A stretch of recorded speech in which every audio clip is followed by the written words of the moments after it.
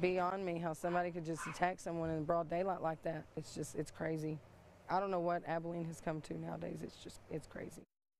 That is a witness to an attempted sexual assault happening in Abilene this morning, but there were at least 3 victims who say they were assaulted. And we first brought you the news to your mobile app that police were looking for the suspect. He is now behind bars. And that is our top story today. The first attempted assault happening on the 800 block of Ross around noon on Wednesday. The second attack was about 6 p.m. Wednesday on the 1600 block of Belmont.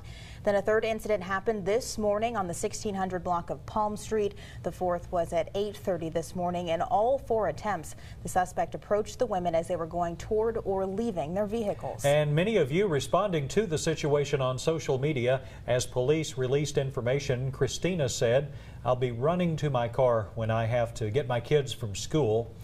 And on our later post, when the suspect was caught, Darlena said, "Thanks, APD, for all you do.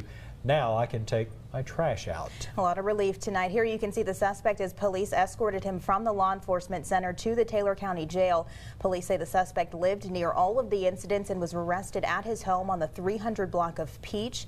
He has been identified as 38-year-old Joshua Day. He's been charged with at least 4 counts of attempted sexual assault as well as other warrants. His bond set at more than $50,000. Our Catherine Garcia live at the Taylor County Jail for us now. She's been covering the story as it's developed today. Catherine, what can you tell us about what's happening right now? Sam and Randy, good evening. Well, the suspect of the alleged sexual assault now sits behind bars here at the Taylor County Jail. The victim's out of immediate danger. We spoke to one of those victims who was asking to not be identified. Walk into my car, we pass right here, and I nod hello and didn't think anything about it, and then I go to my car, and so I was had my keys about to unlock my door, and I look up and he's on me. A terrifying account of an attempted sexual assault. The victim still shaken up. And I start screaming and screaming and screaming and screaming as loud as I can. A witness assisting the woman after she was attacked. We heard some screaming, but we thought it was our television. When I looked outside, I didn't see anything, but there's also a fence that blocks the view a little bit. A few minutes later, one of our adopted sons runs in the house and tells us that there's a lady that's been attacked out in the street.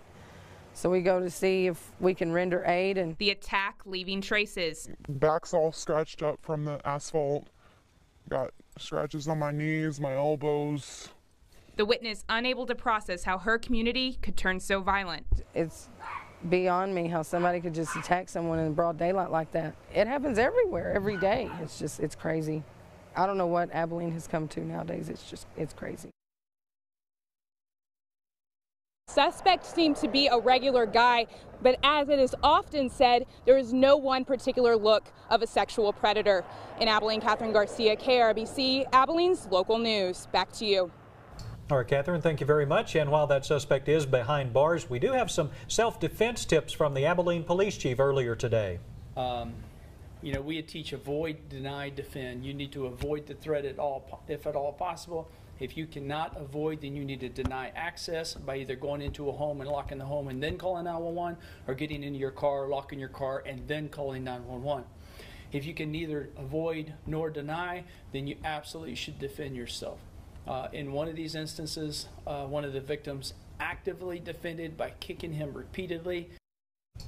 And with that in mind, the City of Abilene is offering a free self-defense class tonight. That's at the Mockingbird branch of the Abilene Public Library, and it's hosted by Texas Martial Arts Center. Participants will learn ways to protect themselves from attacks. That is tonight from 6:30 to 8:30. We'll have more on that event coming up for you tonight after the game.